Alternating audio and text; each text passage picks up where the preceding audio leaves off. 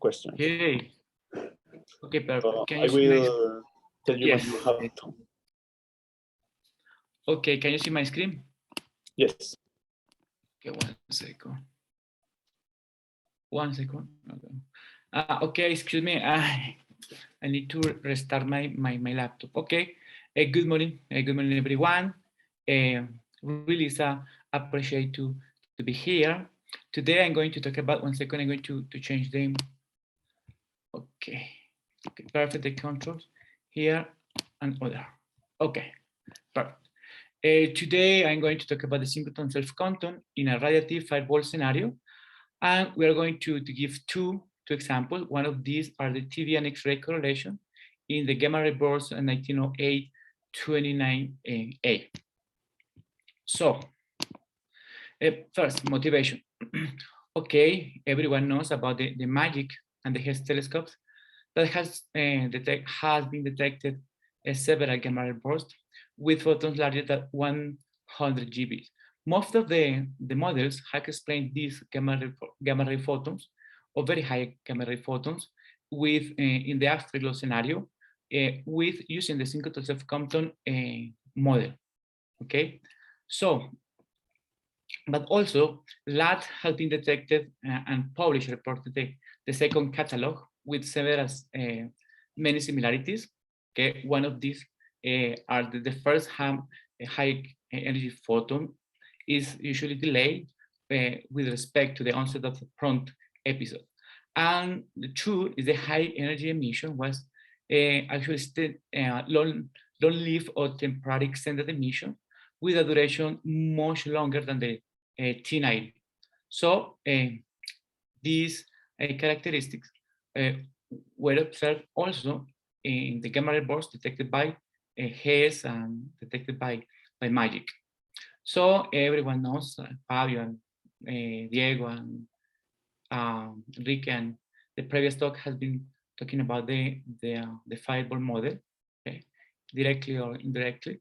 Yet, but independent of the circumference medium, constant density medium or stellar wind medium, okay, the fireball works and perfect, okay, and both in short and in long. So, and the maximum photon energy when we use synchrotron radiation, the standard model, the usual model, is no larger than 10 GeVs. So photons larger than 10 GeVs, we need to introduce another mechanism, photodynamics or electronic mechanism, to explain these photons.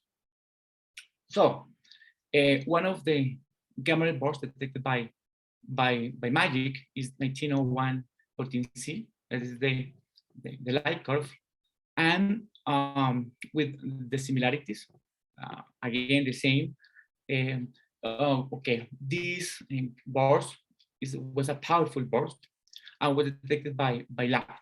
Okay, both LAT and MAGIC, and with the same characteristic, the long-lived emission, the temporary extended emission, was much longer than the prompt episode. Okay, and the LAT emission is delayed with respect to the GBM. So high energy photons are delayed with respect to the low energy photons.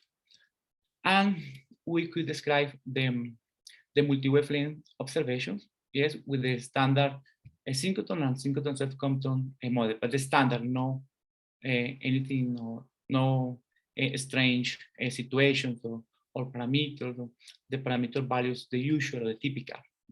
On the left-hand panel is the light curve. On the right-hand panel are the spectral energy distribution, the broadband. So there's the Hess detection, the 1808-20B, with similarities, some similarities. This was detected with photons larger than, I remember, 300 GeVs, okay? But just was detected was just a data point at around 3 or 4 hours. Just the time to localize I imagine the burst. So again, we could use a similar description, the standard synchrotron and synchrotron Compton emission, but with the typical parameters, nothing strange. However, the GRB 1908-28 was very, very strange. But the previous burst was a powerful burst again, and was detected by LAT. The previous two were detected by LAT and by MAGIC and HES. But this one was very strange. Why? The first one, Fermi-LAT follow up this burst, but no photons could detect, just upper limits were derived. Okay, you can see here in this part. This is the first one. The second one, okay. In the previous two, the bursts were powerful bursts with kinetic equivalent kinetic energy larger than 10 to 44 erg.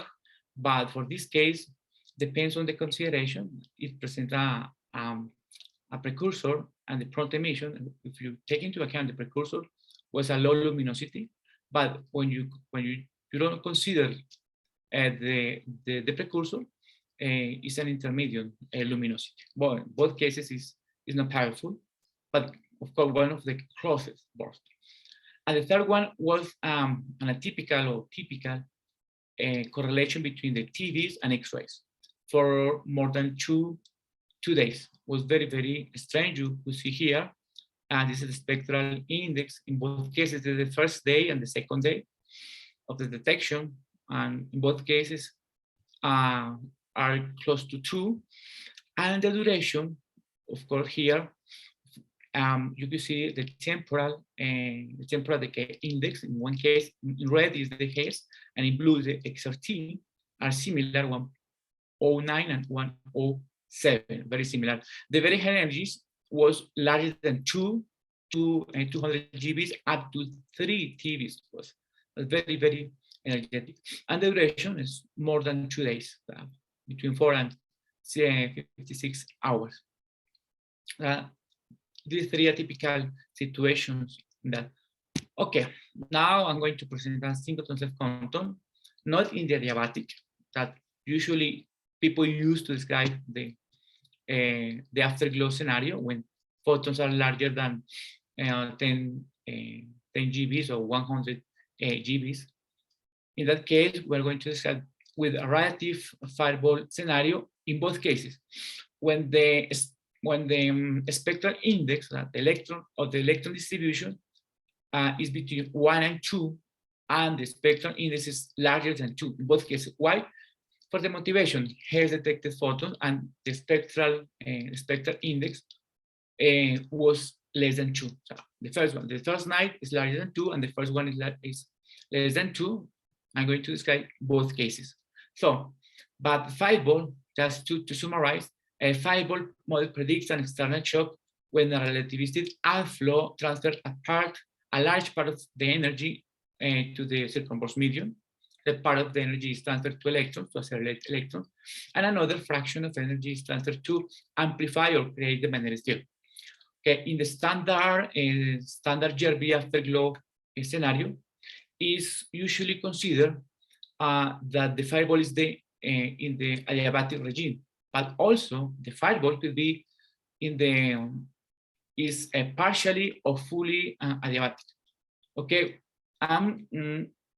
we introduced this parameter, as you can see here, in epsilon. So, for example, the Bolognese factor, the first equation, this is the dynamics and afterglow emission for a stellar-wind medium.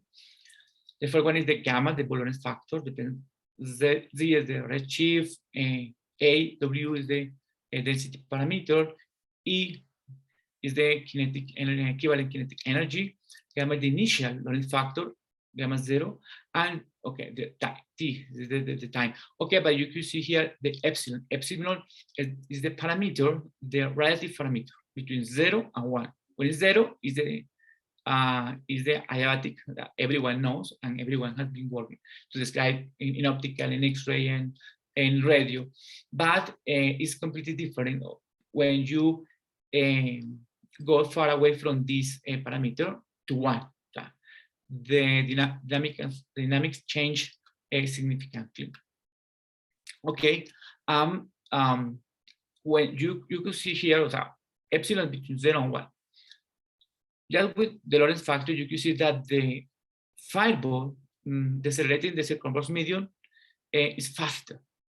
It's faster than it's faster when it is in the relative regime than the adiabatic regime. This is a main characteristic.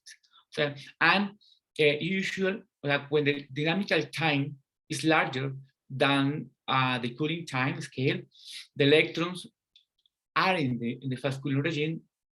So the best description of the fireball is the radiative instead of the adiabatic regime. So just don't panic, just I show some equations, but I show you the Bologna factor and the synchrotron-like curve between P between 1 and 2 and P larger than 2 in all cooling conditions.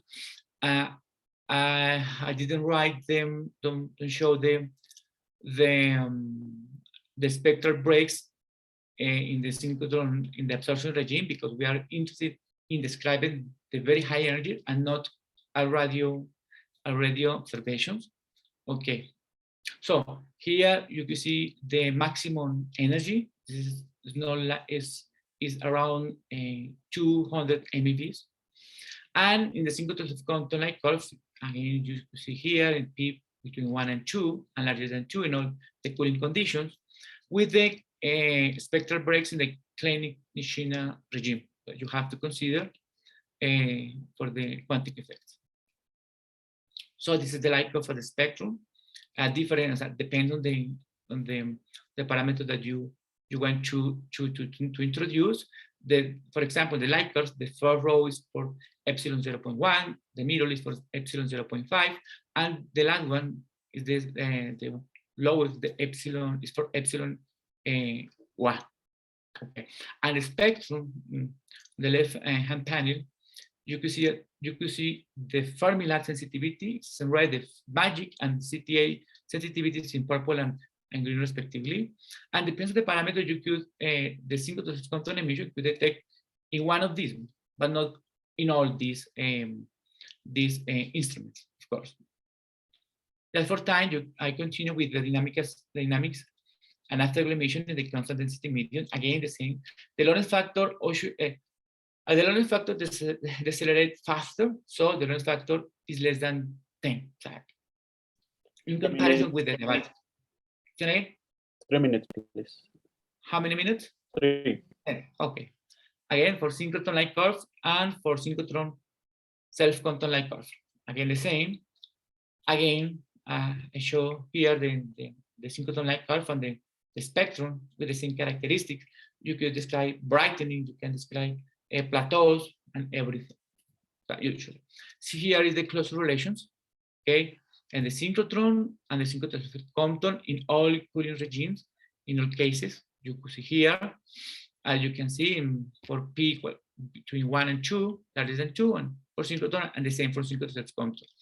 Just to show here is when you consider the frequency larger than this one, the characteristics and the cooling, in that case for slow cooling and this one for stellar wind, you could obtain a correlation that the temporal index, in one case the synchrotron is similar to the temporal index for the synchrotron of Compton, with beta close to 1, with this condition. With this condition, you could obtain that, you could describe that the X-ray and the TVs and photons could describe that follow the same power law. A strong correlation could be observed in that case. And this is the temporal index for the ICN, and this is the temporal index for the stellar wind. So the closer relation, again the same. I put here the second Fermi-Lat catalog, in the epsilon 0 is the dashed and epsilon 1 is the continuous, and in all schooling conditions, in all cases, and in some cases you could see that this closure relation can describe not all the Fermi-Lat catalog, the second Fermi-Lat catalog. This is alpha as a function of B, everyone knows, but most of them. This is a nice. The second, the TVN X-ray correlation. Again, this is the Hess. This is the 3 days of observations, and the EBL electromagnetic background light absorption in the case of these gamma ray bursts is nothing, it's almost nothing, a factor of 3, the absorption, and the TV is energy, and this is the redshift, and this is the power description. This is almost the first night is 2, almost 2. The second is less, the first larger than 2, but close to 2, and the second is less than 2, close to 2. So it's strange, it's hard to expect. Okay, this is the spectrum for the hair. The first and second night, you could see here the spectrum, spectral index in both cases in the night. And this is the light curve again. And you could see here that the hair and XRT temporal decay indices are very similar.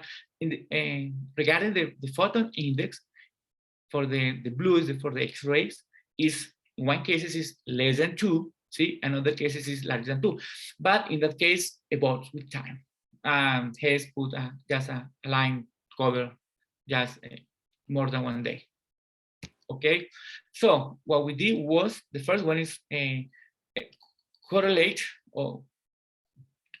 the theoretical model and the observation. Through this equation, these could associated with the theoretical model, yes, and this is the observation. So through the band, the energy, the minimum energy band for the X-ray, the maximum for the X-ray, and for the haze also the same. And we integrate also the time measured during the observation, the first night and the second night. Okay, this is the time. And with the Fermi-Lat upper limits, we can see the same, but in that case, it's not observations. In that case, we could associate the Fermi-Lat upper limit to an upper limit flux, of course. And this energy range reported by the Fermi-Lat team. So the first is to localize the space parameter of P, the spectral index, and the epsilon, the relative. 1 minute, please. 1 minute. Okay, perfect. So this is the win, and this is the ICM, and for the first and the second night, and this is the allow parameter space, the epsilon, the first and the second night with respect to the win and ICM. So this is when we compare the theory and the relative model. So I plot here the synchrotron, the spectral energy distribution, but consider the Fermi-Lat upper limits. In that case, you see that in one case, we can obtain a curve that describes the blue butterfly associated with the XRT, and again the red butterfly associated with the hand. But in some cases, the curve is larger than the Fermi-Lat upper limit, the violet upper limit. This is for P 1 and 2, and P larger than 2. So the Fermi-Lat upper limit is restrictive in some cases, help much, but help. And we did the same for the win, okay, with the parameter space. And this is all the curve with respect to this parameter space and the density, parameter space, the kinetic energy, the equivalent, and this is the equipartition parameter, and the P between 1 and 2, and this is P larger than 2, and with all these parameters, we plot all the curves that could describe the spectral energy distribution. You can see here in blue XRT and red has data, has observation for this spectral energy distribution and for the light curve. This is perfect. With these considerations, so the Klein China is larger than 3, that don't suppress the flux, and the ICM happen the same. So in that case, with epsilon, so the equivalent, the relative parameter equals 0.2. And the summary conclusions. Okay, conclusion, not only is useful the adiabatic regime, but we can use the full radiative regime in both cases with a harder spectrum and softer. And I don't have time to explain much better in detail about the deviations when we use the epsilon different from 0 from the lab. An important issue here, we discover a correlation between both, okay, and the synchrotron self-control and synchrotron Okay, so when we discover in the future TDs and XRs and strong correlate is correlated strongly to obey these relations. This is the temporal index, and epsilon could be where you want. So the energy, the maximum photon is not according with the synchrotron, but also the synchrotron quantum process. And for the Hess and XRT, we could describe this correlation just with these Kulik conditions. It's expected, it's not new. With P, a harder spectrum, similar to 2, less than 2 or larger than 2, but close to 2, 1.89 or 2.03. And epsilon, the relative parameter, that is more adiabatic than relative, but it's 0.1 and 0.3. And the last one is appropriate to describe the closure relations in the second catalog. Thanks everyone for listening the presentation. And if you have questions or suggestions, they will welcome. Thank you. Thanks, Nissim. So we don't have time for questions. And if you want to ask questions to Nissim, please use the discussion time. So let's start with the next talk. With Fabio De Colle.